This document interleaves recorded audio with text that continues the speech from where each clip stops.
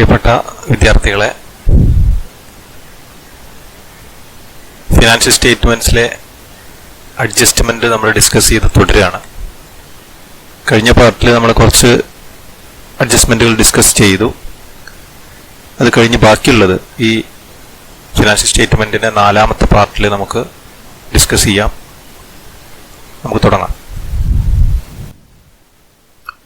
അടുത്ത adjustment depreciation. Depreciation is the decrease in the value of fixed asset due to use. Depreciation എന്ന് പറഞ്ഞാൽ ഒരു fixed asset ഉപയോഗിച്ചാലും ഇല്ലെങ്കിലും പാസേജ് ഓഫ് ടൈം ആവാം. ഒരു ഫിക്സഡ് അസറ്റിന്റെ വിലയിൽ വരുന്ന കുറവിനെയാണ് നമ്മൾ ഡിപ്രീസിയേഷൻ എന്ന് പറയുന്നത്. ഇതൊരു ഫൈനൽ അക്കൗണ്ടിൽ അതിന്റെ അഡ്ജസ്റ്റ്മെന്റ് ആയിട്ട് ഡിപ്രീസിയേഷൻ വന്നു കഴിഞ്ഞാൽ എന്താണ് ജേണൽ എൻട്രി എഴുതേണ്ടത് നോക്കാം. Depreciation account debtor to machinery. Depreciation is an expense or loss. So depreciation account is debited. Depreciation expense അല്ലെങ്കിൽ ലോസ് ആണ്. അതുകൊണ്ട് ഡിപ്രീസിയേഷനെ ഡെബിറ്റ് ചെയ്തു. ഫിക്സഡ് അസറ്റിന്റെ വില കുറയാണ്. So machinery account is credited. ഇത് മാത്രം ചെയ്താൽ പോരാ. ഈ ഡിപ്രീസിയേഷൻ നമ്മൾ പ്രോഫിറ്റ് ആൻഡ് ലോസ് അക്കൗണ്ടിൽ എക്സ്പെൻസ് ആയിട്ട് ഡെബിറ്റ് സൈഡിൽ എഴുതുകൂടി വേണം. രണ്ടാമത്തെ journal entry profit and loss account debtor to depreciation. Treatment നോക്കാം. Shown on the debit side of profit and loss account. Profit and loss അക്കൗണ്ടിന്റെ ഡെബിറ്റ് സൈഡിൽ കാണിക്കണം. ഇൻഡയറക്റ്റ് എക്സ്പെൻസിന്റെ കൂടെ ഇതും കാണിക്കണം. Deduct from the respective fixed asset on the asset side of balance sheet. Balance ഷീറ്റിലെ asset സൈഡിൽ മെഷീനറി ആണെങ്കിൽ മെഷീനറിയുടെ ഡിപ്രീസിയേഷൻ മെഷീനറിയിൽ നിന്ന് കുറക്കണം. ഫർണിച്ചറിന്റെ ഡിപ്രീസിയേഷൻ ഫർണിച്ചറിൽ നിന്ന് കുറക്കണം. ബിൽഡിംഗ് ആണെങ്കിൽ ബിൽഡിങ്ങിന്റെ ഡിപ്രീസിയേഷൻ എത്രയാണോ അത് ബിൽഡിംഗ് എമൗണ്ടിൽ നിന്ന് കുറക്കണം. നോക്കാം. ഡിപ്രീസിയേഷൻ പ്രോഫിറ്റ് ആൻഡ് ലോസ് അക്കൗണ്ടിൽ ഡെബിറ്റ് ചെയ്യണം. ഫിക്സഡ് അസറ്റിന്റെ ഒരു സ്പെസിഫിക് പെർസെൻറ്റേജ് ക്വസ്റ്റ്യനിൽ തന്നിട്ടുണ്ടാവും. അത് എത്രയാണോ അത് കാൽക്കുലേറ്റ് ചെയ്ത് depreciation amount profit and loss അക്കൗണ്ടിൽ ഡെബിറ്റ് ചെയ്യണം. ഒന്നിലധികം ഫിക്സഡ് അസറ്റുകൾക്ക് ഡിപ്രീസിയേഷൻ ഉണ്ടെങ്കിൽ എല്ലാം കാൽക്കുലേറ്റ് ചെയ്ത് ടോട്ടൽ ഡെബിറ്റ് ചെയ്താൽ മതി. ബാലൻസ് ഷീറ്റിൽ എഴുതുന്ന സമയത്ത് ഓരോ ഫിക്സഡ് അസറ്റിന്റെയും ഡിപ്രീസിയേഷൻ സെപ്പറേറ്റ് നോക്കി അതാത് അസറ്റുകളിൽ നിന്ന് കുറച്ച് നെറ്റ് ഫിക്സഡ് അസറ്റിന്റെ വില മാത്രമേ ഉള്ളൂ എമൗണ്ട് കോളത്തിൽ എഴുതാൻ പാടുള്ളൂ. ഇതാണ് ഡിപ്രീസിയേഷന്റെ ട്രീറ്റ്മെന്റ്. അടുത്ത അഡ്ജസ്റ്റ്മെന്റ് ആയിട്ട് വരാവുന്ന ഒരു പ്രധാനപ്പെട്ട അഡ്ജസ്റ്റ്മെന്റ് ആണ് bad ഡെപ്റ്റ്. When a businessman sells goods on credit, it usually happens that the amount due from some of the debtors may not be received. These irrecoverable debts are called bad debt. നമുക്കറിയാം ഒരു ബിസിനസ്സിൽ 2 തരം sales ആണുള്ളത്. Cash sales ഉണ്ട്, credit sales ഉണ്ട്. Cash sales ആവുമ്പോൾ ready cash നമുക്ക് receive ചെയ്യാൻ പറ്റും. ക്രെഡിറ്റ് സെയിൽസ് ആവുമ്പോൾ ആ പേയ്മെന്റ് നമ്മൾ പോസ്റ്റ്പോൺ ചെയ്യാണ്. വരാൻ പോകുന്ന ഡേറ്റിലേക്ക് പോസ്റ്റ്പോൺ ചെയ്യാണ്. അപ്പോൾ there is a chance of bad ഡെപ്റ്റ് എന്ന് പറഞ്ഞാൽ ആ പൈസ കിട്ടാനുള്ള ചില സമയങ്ങളിൽ അങ്ങനെ നമ്മൾ കടമായിട്ട് സാധനങ്ങൾ കൊടുത്തിട്ടുണ്ടെങ്കിൽ പൈസ കിട്ടാതിരിക്കാനുള്ള സാധ്യത ഉണ്ട്. അങ്ങനെ ഏതെങ്കിലും ഡെറ്റേഴ്സിന്റെ കയ്യിൽ നിന്ന് പൈസ കിട്ടാത്ത ഒരവസ്ഥ വന്നാൽ കൺഫേം ചെയ്താൽ it is ഇർറിക്കവറബിൾ. It is called bad ഡെപ്റ്റ്. അപ്പം ഡെപ്റ്റേഴ്സിന്റെ that portion of debtors which is ഇർറിക്കവറബിൾ is called bad ഡെപ്റ്റ്. Journal entry എഴുതേണ്ടത് bad ഡെപ്റ്റ് account debtor to debtors. Bad ഡെപ്റ്റ് എന്ന് പറഞ്ഞാൽ it is A loss or expense. Bad ഡെപ്റ്റിനെ debit ചെയ്യണം. അതേപോലെ തന്നെ ഡെറ്റേഴ്സിൽ നിന്നാണ് അത് കുറക്കേണ്ടത്. ഡെറ്റേഴ്സിന്റെ എമൗണ്ട് കുറയും. കിട്ടാനുള്ള എമൗണ്ടിലെ ഒരു നിശ്ചിത എമൗണ്ട് ഇറക്കവറബിൾ ആണെന്ന് നമ്മൾ മനസ്സിലാക്കി കഴിഞ്ഞാൽ ഡെറ്റേഴ്സിൽ നിന്ന് ആ എമൗണ്ട് നമ്മൾ കുറച്ചിരിക്കണം.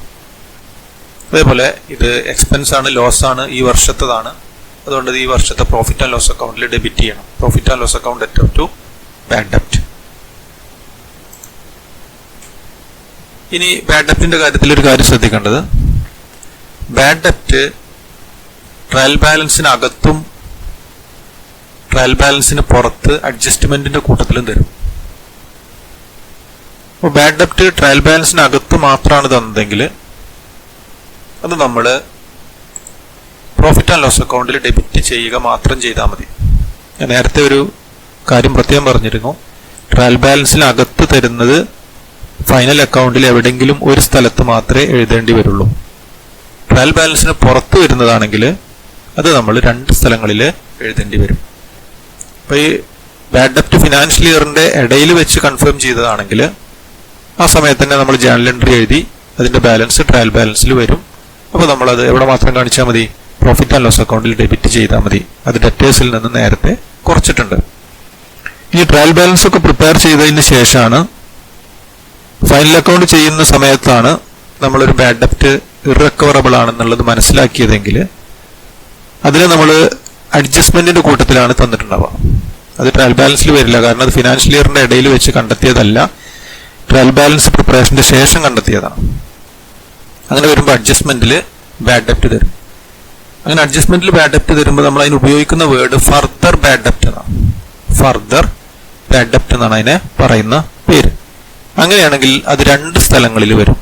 ഒന്ന്, പ്രോഫിറ്റ് ആൻഡ് ലോസ് അക്കൗണ്ടിൽ അത് ഡെബിറ്റ് ചെയ്യണം, ബാലൻസ് ഷീറ്റിൽ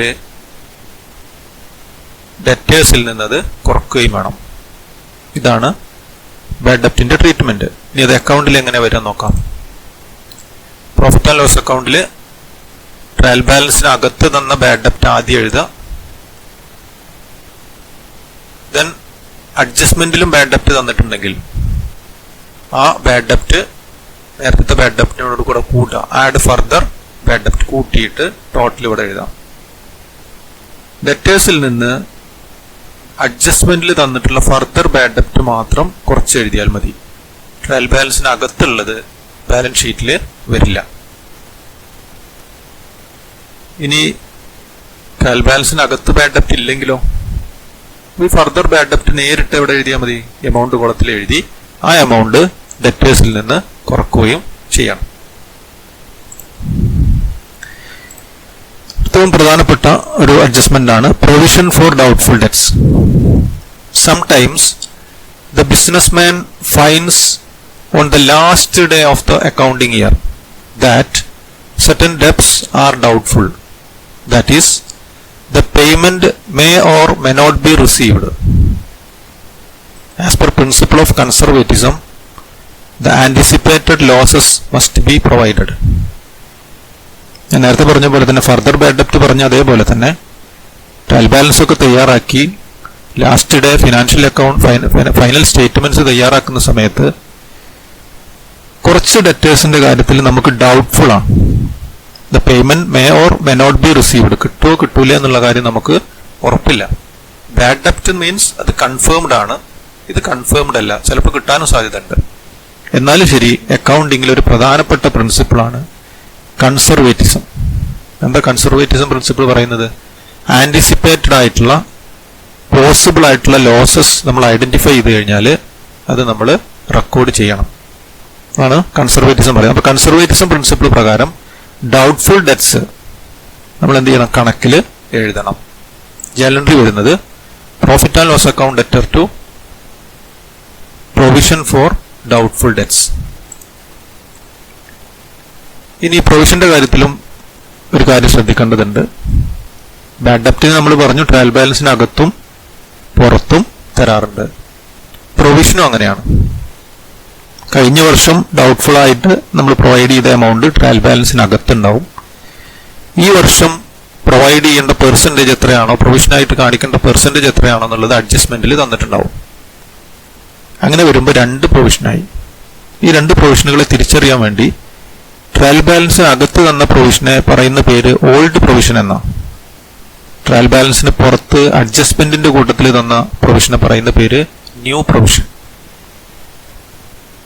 ഇങ്ങനെ അഡ്ജസ്റ്റ്മെന്റിൽ മാത്രം പ്രൊവിഷൻ തന്നതാണെങ്കിൽ അത് രണ്ട് സ്ഥലത്ത് വരും. ഒന്ന്, shown on the debit side of profit and loss account by way of addition to bad ഡെപ്റ്റ്. നേരത്തെ ബാഡ് ഡെപ്റ്റും ഫർദർ ബാഡ് ഡെപ്റ്റും എഴുതിയിട്ടുണ്ട്, അതിനോടുകൂടെ പ്രൊവിഷനും കൂടിയും കൂട്ടിയിട്ടാണ് നമ്മൾ എഴുതേണ്ടത്. അത് അക്കൗണ്ടിന്റെ ഫോർമാറ്റിൽ ഞാൻ ഒന്നുകൂടി കൃത്യമായിട്ട് പറഞ്ഞുതരാം.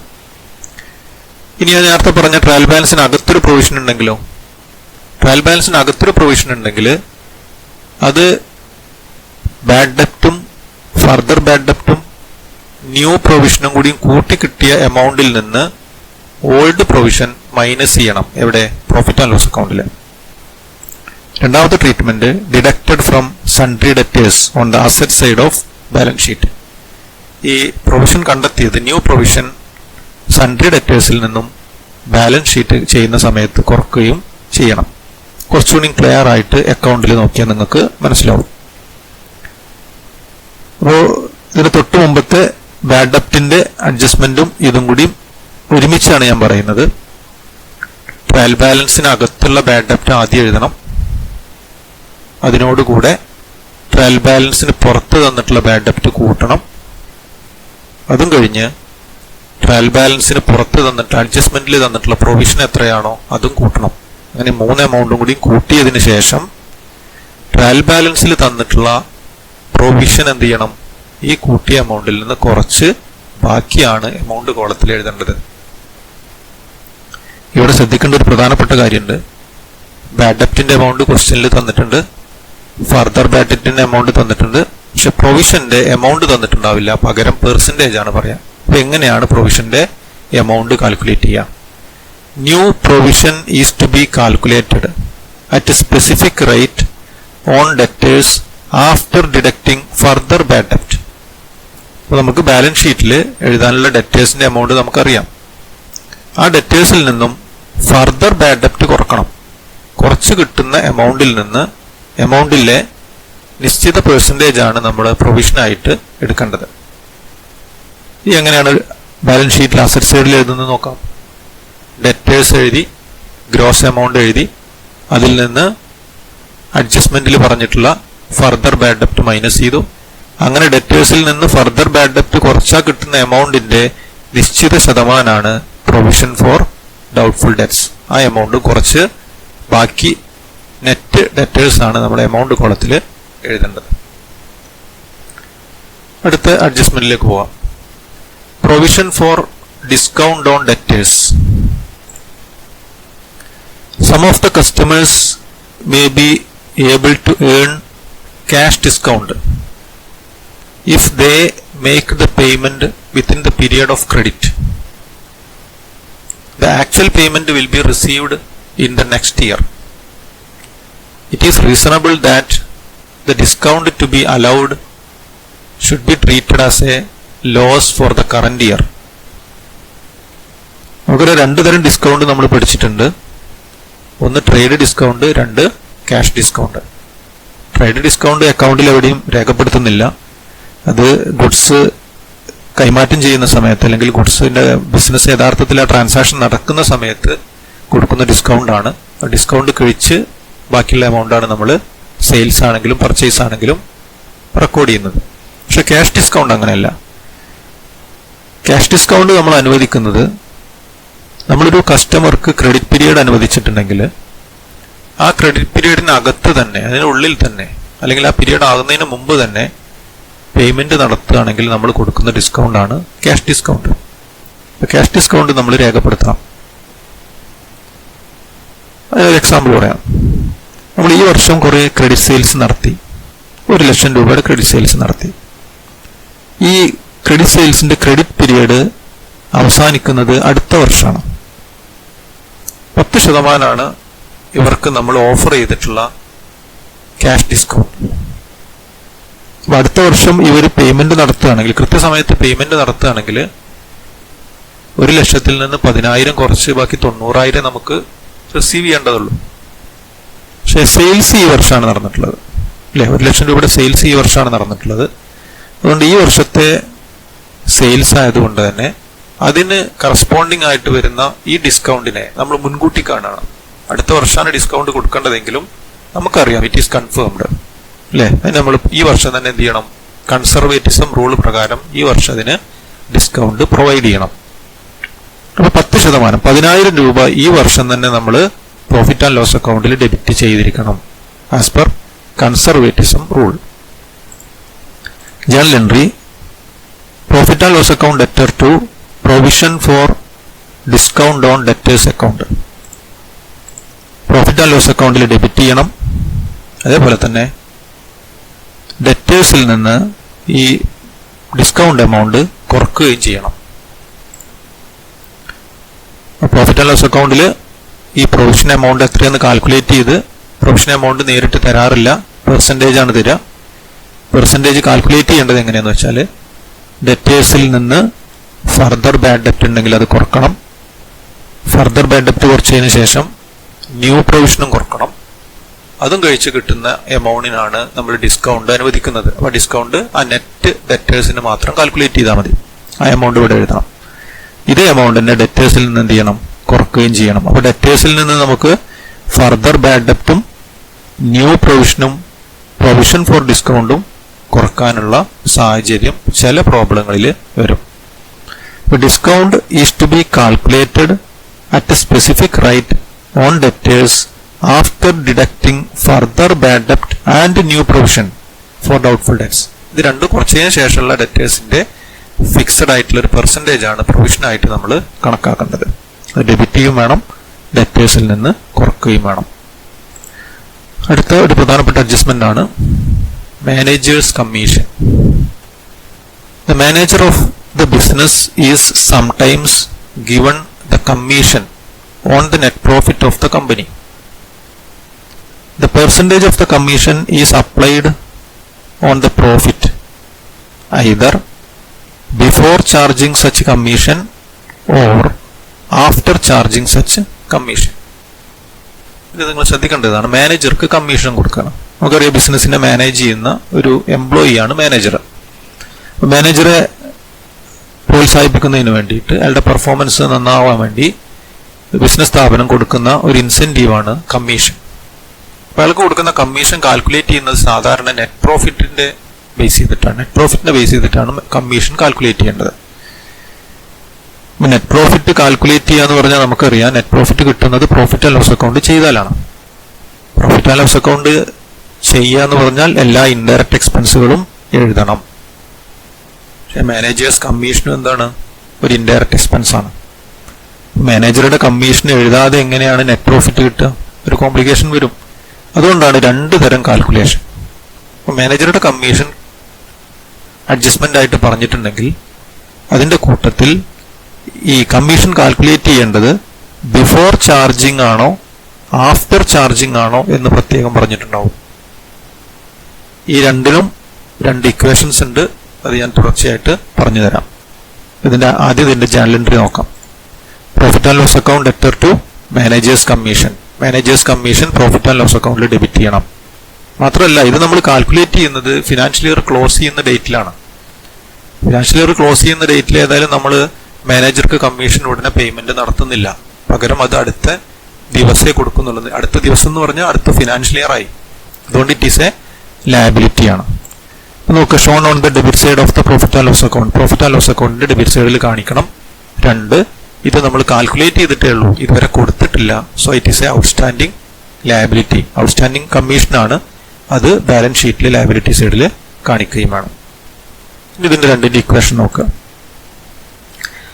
ബിഫോർ ചാർജിങ് എന്നാണ് ക്വസ്റ്റ്യനിൽ പറഞ്ഞതെങ്കിൽ എന്ന് പറഞ്ഞാൽ ഇയാളുടെ കമ്മീഷൻ ചെലവായിട്ട് എഴുതുന്നതിന് മുമ്പുള്ള profit. It is called notional profit. യഥാർത്ഥ പ്രോഫിറ്റ് അല്ല. എല്ലാ എക്സ്പെൻസും എഴുതാത്തത് കൊണ്ട് നമ്മൾ അതിനെ പറയുന്ന പേര് നോഷണൽ പ്രോഫിറ്റ്. അങ്ങനെയാണെങ്കിൽ കമ്മീഷൻ കാൽക്കുലേറ്റ് ചെയ്യേണ്ടത് കമ്മീഷൻ എന്ന് പറയുന്ന എക്സ്പെൻസ് എഴുതുന്നതിന് മുമ്പുള്ള പ്രോഫിറ്റിന്റെ ഫിക്സഡ് റേറ്റ് ആയിട്ട് ക്വസ്റ്റ്യനിൽ തന്നിട്ടുണ്ട്. ആ റേറ്റ് കാൽക്കുലേറ്റ് ചെയ്താൽ മതി. എന്നിട്ട് ഈ എമൗണ്ട് കൂടി പ്രോഫിറ്റ് ആൻഡ് ലോസ് അക്കൗണ്ടിൽ ഡെബിറ്റ് ചെയ്തിട്ടാണ് നമ്മൾ നെറ്റ് പ്രോഫിറ്റ് കാൽക്കുലേറ്റ് ചെയ്യേണ്ടത്.